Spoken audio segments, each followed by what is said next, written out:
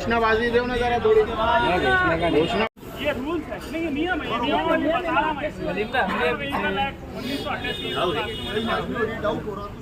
एक मिनिट ऐकून घ्या। आता आपण याच्यामध्ये टाकलेले मुद्दे मी वाचून दाखवते। त्यामध्ये विषय आपला असा आहे, यांना आपण उद्देशून लिहिलेलं आहे, बिफोर मीची अट रद्द करून जुने वाहन हस्तांतरण करणे हा आपला मुख्य विषय आहे।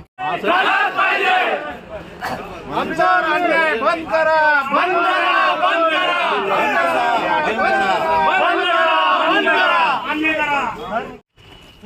ये आंदोलन के थोड़ा घोषणाबाजी द्या घोषणाबाजी। भारतीय वाहन खरेदी विक्री संघटनेचा आणि बिफोर मी मुळे आमची कोणची झालेली आहे, मला माहिती असेल त्याबद्दल आमच्या मागण्या मान्य करा। घोषणाबाजी करायची असेल तर मी बोलणार नाही। नाही, त्यांना शांत बसव। शांततेत जे मी सांगितलं आहे ते तुम्हाला सगळ्यांना सांगितलेलं आहे। ह्या इथे तुमच्या सह्या लागतात, त्या सह्या 29-30 वर सह्या आणा, मी तुमच्या गाडीचे काम करते। तुम्ही जे देताय ॲफिडेव्हिट, ते मी ॲफिडेव्हिट इथल्या लोकल याला दाखवलं तहसीलदारांना, ते म्हणे याच्यावर आमच्या लिपिकाची सही लागते, त्याला डिजिटल सिग्नेचर नसते। अच्छा, तर त्याच्याशिवाय मी कसं काय त्या ॲफिडेव्हिट ग्राह्य धरणार? याच्यापूर्वी कसं होतं सर? मागील 20 वर्ष एक मिनिट हे बघा प्रॉब्लेम मला होतोय। मी वेदांतनगर पोलीस स्टेशनला जबाबदारी माझी येते, 2-4 केसेस झालेल्या आहेत, त्याच्यामुळे मला तिथे जाऊन सांगावं लागतं की बाबा याचे हे मॅन्युअलवर का बरं आहे, मॅन्युअलवर ते घेत नाही, तर लिगली ऍक्सेप्टेबल नाही। माझी तक्रार तुम्ही ते करा, मी मला काही तक्रार करण्याचा विषय नाही करायची, आम्हाला मार्ग काढायचा आहे। तो मार्ग मी तुम्हाला सांगितलेला आहे। तुमचं म्हणणं महाराष्ट्रातल्या कुठल्याच आरटीओ ऑफिस मध्ये टू व्हीलर लागत नाही। प्रॉब्लेम तो नाही आहे। प्रॉब्लेम असा आहे की 29 वर तुमच्या त्या सही नाही आहे त्या मालकाची, ठीक आहे ना? 29 वर मालकाची सर, मालकाकडून आम्ही पैसे देऊन गाडी घेतली, मला सिग्नेचर देणारच ना। अहो तो देतच नाहीये, पैसे देतोय, तो गाडीवाला देतोय, आधार कार्ड देतोय, पॅन कार्ड देतोय, अजून काय हवंय? तेच तर झालेलं आहे। त्यांनी तुमच्याकडे ऑलरेडी नोटरी करून दिलेला आहे, आणि नोटरी केलेला असताना सुद्धा तो नाही म्हणतोय। तुम्ही आम्हाला सांगा नोटरी काय घ्यायला हवं? आणि त्या नोटरी वाल्यांनी सुद्धा सांगितलं की ही माझ्या समोर नाही झालेली आहे। ठीक आहे, नोटरी तुम्ही म्हणता नोटरी बंद आहे, काय हरकत नाही, आम्हाला नोटरी बंद करून आम्ही त्यांना सांगितलं, आम्ही काय करायला हवं? आम्ही त्यांना ऑलरेडी सांगितलं की 29-30 आपल्या विरोधात ज्या वेळेस गाडी घेतली जाते त्यावेळेस टीटीओ सेट तुम्ही मॅन्युअल घेता, मॅन्युअल सगळं कार्यक्रम बंद झालेला आहे। प्रत्येक याचा घेतोय। औरंगाबाद जिल्ह्यात त्यामध्ये तुम्ही रिपोर्ट घेताय, हो ठीक आहे, त्यामध्ये रिपोर्ट घेताय। 120 किलोमीटर सोयगाव तालुका आहे, वैजापूर तालुका 90 किलोमीटर आहे। कोणत्याही कॅम्पला, त्या गावच्या कॅम्पला जायचं, पण सर माझ्या प्रश्नाचं उत्तर एक आहे, महाराष्ट्रात कुठल्याही आरटीओ ऑफिसला टू व्हीलरला रिपोर्ट लागत नाही। जे लिगल आहे ते लिगल आहे। 29-30 वर आम्हाला सह्या आणि अंगठा पाहिजे, तो तुमच्याकडे नाहीये, तो तुम्ही तिथे जे याच्याकडे देतात ते त्याच्यात खोटे सापडले, ज्या आपल्या नोटरी समोर देता येते, आणि त्याच्यामुळे आम्हाला केसेसला समोर जावं लागतंय, आम्हाला तिथे सांगावं लागतंय। तुम्ही सांगा ना, आम्ही काय करावं? आता एवढ्या लोकांची त्याच्यासाठी आम्ही आज वर्षभरात जर गाडी ट्रान्सफर नाही त्याच्यात आमचा दोष नाही। त्याच्यात तुम्ही त्या माणसाला गाडीवर काही गुन्हा झाला, त्या माणसाला तुम्ही कॅम्प मध्ये घेऊन या, तुम्ही त्याचा बिफोर मी करा, आणि तुमची गाडी 1 दिवसात करून द्या। टू व्हीलर वाला इथपर्यंत येईल का? प्रत्येक आमच्यापर्यंत बोलवायचंच नाहीये, तुम्हाला परत तेच सांगतोय। आमच्या कॅम्पला घेऊन या, आमच्या कॅम्पचा इन्स्पेक्टर सही करेल, तुम्ही त्याचं हे घेऊन टाका। तुम्हाला जर का घ्यायचं असेल तुम्ही तहसीलदाराच्या कार्यालयात घेऊन जा, बिफोर मी करून आता जे हे केलं होतं, ऑनलाईन ॲफिडेव्हिट देत होतं, त्याच्यावरही सही नाही कोणाची, म्हणून ते थांबलंय। ऑनलाईन आपण ज्यावेळेस तहसील मधून त्याच्यावर डिजिटल सिग्नेचर आहे, डिजिटल सिग्नेचर सर्टिफिकेट असते त्याच्यावर सुद्धा सिग्नेचर हो नसते साहेब। इथं बघा, मी हे फुलंब्रीच्या स्वतः एसडीएम ला पाठवलं, जे फुलंब्रीचं आलेलं होतं माझ्याकडे, त्याच्यात मी तुम्हाला दाखवतो। वसीम भाई, किन मांगों को लेकर के आज आप आपके ऑफिस आए और क्या हुआ, क्या बात? हम सब भारतीय वाहन खरीदी बिक्री संगठना के व्यापारी हैं। तो पिछले 20 से 25 सालों से हम ये सेकंड हैंड टू व्हीलर का धंधा करते हैं। अभी पिछले 10 महीने से हमारे टू व्हीलर का ट्रांसफ़र का काम रोक दिया गया था, जिसके अंदर मेन आरटीओ 1 नंबर आरटीओ काठोड़े साहब और आरटीओ नंबर 2 दौंड साहब ने बिफोर मी की अर्ट को लेकर हमारा ट्रांसफ़र का काम रोक दिया था, जिसकी वजह से सैकड़ों गाड़ियाँ ट्रांसफ़र होने के लिए रुक गई थी और हमारे 400 से 500 व्यापारियों को इसकी वजह से बहुत ज़्यादा परेशानियों का सामना करना पड़ रहा था और हमारे धंधे के अंदर बहुत सारी मुश्किलात पैदा हो गई थी। यहाँ तक कि हमको धंधा जो है तो बंद करने की बारी आ गई थी।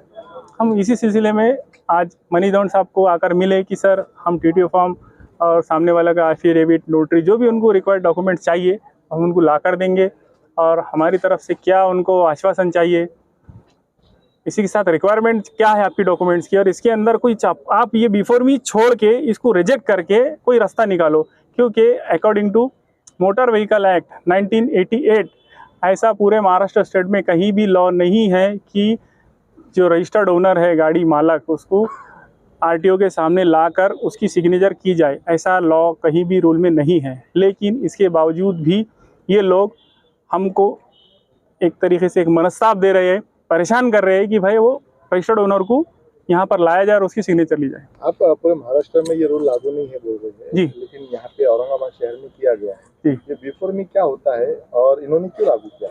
बिफोर मी ऐसा रूल है, इसके अंदर जो गाड़ी जिसके नाम पे रहती है, ये सेकंड हैंड 2 व्हीलर की ही बात कर रहा हूँ मैं, तो जो रजिस्टर्ड जिसके नाम पे गाड़ी पंजीकृत होती है, रजिस्टर्ड ओनर रहता है, गाड़ी मालक जिसको बोलते हैं, तो वो उसने उसके आधार कार्ड, आइडेंटिटी प्रूफ और डॉक्यूमेंट के साथ RTO के सामने आकर ऑनलाइन फीस भर के सिग्नेचर करना, थंब लगाना, उसको बोलते हैं बिफोर मी प्रोसीजर।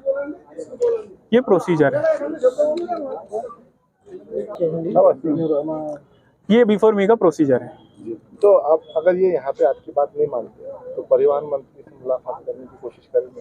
देखिए, अगर हमारी बात ये नहीं मानते हैं तो हमने डेलीगेशन आज उनको दिया है कि साहब हम ये गाड़ी जो खरीदते हैं, पिछले 20-22 साल में आज तक एक भी ऐसा रिकॉर्ड नहीं है कि एक भी चोरी की गाड़ी, हमारे पूरे व्यापारों में से एक भी चोरी की गाड़ी हमने खरीदी है और बेची है, ऐसा कहीं भी कोई FIR नहीं है, चोरी की नहीं है। आप जब सेकंड हैंड गाड़ी लेते हैं तो कितना उसको जांच परख के लेते हैं? आपकी तरफ से आपकी साइड बताइए। हमारी साइड ऐसी है सर कि हम गाड़ी का engine number, chassis number, registration number, even online उसको चेक करते हैं। जिसके नाम पर गाड़ी है उसकी ओरिजिनल RC बुक, उसका आधार कार्ड, पैन कार्ड और वो मालक उसकी सिग्नेचर वेरीफाई करते हैं, इवन उसका मोबाइल नंबर भी लेते हैं। इतनी चीज़ें हम प्रिकॉशनरी लेते हैं ताकि हमको कोई इश्यू ना आए। कितना नुकसान हो रहा है आपका इन चीज लागू होने से? नुकसान तो सर पिछले 10 महीने से लगभग हमारी कस्टमर जो आना वो बंद हो गए और उनको हमारे ऊपर विश्वास नहीं रहा।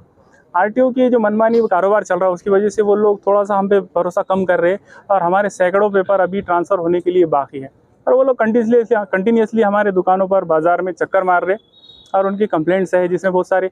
इसके अंदर एक और प्रॉब्लम ऐसा है मेजर कि गाड़ियाँ बेच दी है जिसको 8-8, 10-10 महीने हो गए, साल भर हो गया है, लेकिन गाड़ियाँ विदाउट ट्रांसफ़र उसी तरीके से वैसे ही रोड पर फिर रही है। इसमें 1-2 एक्सीडेंट भी हुए।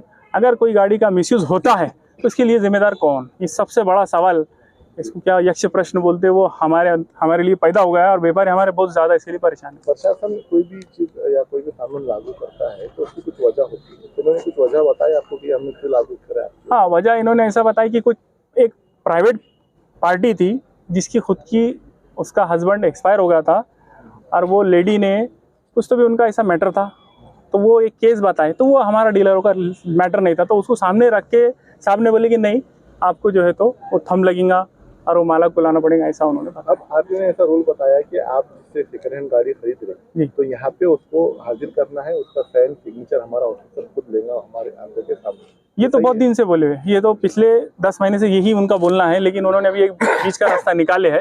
उन्होंने TC ट्रांसपोर्ट कमिश्नर जो है परिवहन आयुक्त को एक लेटर लिखे है कि ऐसे ऐसे व्यापारी है और ये पिछले इतने सालों से ये सेकंड हैंड गाड़ियों का धंधा करते हैं, तो इनके लिए हम क्या रास्ता निकाल सकते हैं।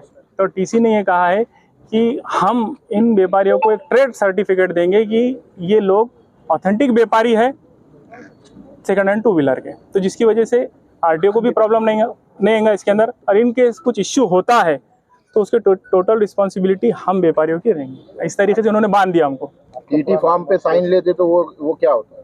TT फॉर्म में एक एग्रीमेंट रहता है, सेलर और बायर दोनों के बीच का ये एग्रीमेंट रहता है, जिसके ऊपर सेलर की सिग्नेचर रहती और परचेसर दोनों की सिग्नेचर रहती। तो वो उसको नहीं मान रहे हैं? नहीं, उसको तो मान रहे हैं वो, लेकिन उसके अंदर एक अमेंडमेंट ऐसा दौंड साहब ने किए है कि उनको फिंगर थंब प्रिंट चाहिए इसके लिए। लेकिन अभी एक हमने दिया है उनको डेलीगेशन दिया है कि सर इतने सारे व्यापारी है, उनका पेट पानी इसी पे चलता है, उनका धंधा इस पे चलता है, तो आप कुछ ना कुछ इसमें रास्ता निकालिए। और उन्होंने रास्ता निकालने की कोशिश की है, उन्होंने लेटर भेजा है टीसी के लिए। आपका नाम और पोस्ट बताएं। मेरा नाम सैयद वसीमुद्दीन नईमुद्दीन, मैं डिस्ट्रिक्ट प्रेसिडेंट हूँ हमारी वाहन खरेदी विक्री संघटना का। मी औरंगाबाद जिल्हा भारतीय वाहन खरेदी विक्री संघटनेचा उपाध्यक्ष या नात्याने सांगू इच्छितो की आमचे जे काही सर्व व्यापारी बंधू आहेत, महाराष्ट्रात कुठेही टू व्हीलरला बिफोर लागत नाही। फक्त औरंगाबाद, छत्रपती संभाजीनगर हा असा एक जिल्हा आहे की जिथे टू व्हीलरच्या प्रत्येक कस्टमरला बिफोरसाठी बोलवलं जातं। पण नियमानुसार आपल्या औरंगाबाद जिल्ह्यातील जे तालुके आहेत, जसं सोयगाव तालुका झाला, वैजापूर तालुका झाला, हा 120 किलोमीटर 90 किलोमीटर तिथून येणारा जो माणूस आहे तो त्याचा दिवसभरची रोजंदारी, त्याचा इथं आल्यानंतरचा त्याचा जो रोज डुबणार आहे, पुन्हा त्याला यायला जो काही खर्च लागणार आहे 1500 रुपये, एवढा खर्च करून सहसा कस्टमर यायला तयार होत नाही। मग ह्या बिफोरची अट रद्द करण्यासाठी आम्ही जो आज इथं मूक मोर्चा म्हणजे शांततेने काढलेला मोर्चा, जे निवेदन देण्यासाठी आम्ही माननीय दौंड साहेबांना निवेदन दिलेलं आहे। दौंड साहेबांनी यावर मार्ग म्हणून सांगितलं आहे की प्रत्येक जो आलेला कस्टमर आहे, जो विकणारा आहे, त्याची ही सिग्नेचर आणि त्याचा अंगठा हा तुम्ही घेतला पाहिजे। पण तो तुम्ही साधा 29 आणि 30 नंबरवर घेतात, त्याऐवजी तुम्ही तो ऑनलाईन काढून किंवा एखाद्या रजिस्टर्ड अधिकाऱ्यासमोर त्याच्या सही समक्ष घेतलेला असावा, तरच आम्ही ग्राह्य धरू। पण मला एक सांगा, हे कुठपर्यंत किती दिवस सहन करणार? आज माझा सगळा व्यापारी वर्ग जो त्यांची जी उपजीविका आहे ती सगळी या उद्योगावर चालू आहे। जर त्यांचा उद्योगच जर बंद पडला, आज 10 ते 11 महिने झाले कुठलेही वाहन ट्रान्सफर झालेले नाहीये, जर त्या वाहनावर उद्या उठून कुठला गुन्हा झाला, कुठले आता जसे औरंगाबाद सिटीमध्ये चेन स्कॅनिंगचे घटना घडतायत, कुठे ऍक्सिडेंट होत आहेत, याला कोण जबाबदार राहणार? आमच्या प्रत्येक व्यापारी बंधूने पैसा देऊन गाडी खरेदी केलेली असती, ती काही गाडी उधारीच घेतलेली नसती, तर तो का त्रास सहन करेल? तर त्यासाठी दौंड साहेबांना आम्ही विनंती केली आहे। आणि जर तरी सुद्धा जर त्यांनी जर कधी ही आमची अट मान्य केली नाही बिफोर मी रद्दची, तर आम्ही पुढे एक साखळी पद्धतीने आंदोलन करणार आहे। आणि साखळी पद्धतीने आंदोलन करून जर यावर जर मार्ग निघत नसेल तर आमचे काही पदाधिकारी व सदस्य हे आमरण उपोषणाला इथं बसणार आहेत। आपलं पुन्हा नाव? मी अमोल प्रकाशराव सोनवणे, मी औरंगाबाद जिल्हा भारतीय वाहन संघटनेचा उपाध्यक्ष या नात्याने तुम्हाला सांगतोय।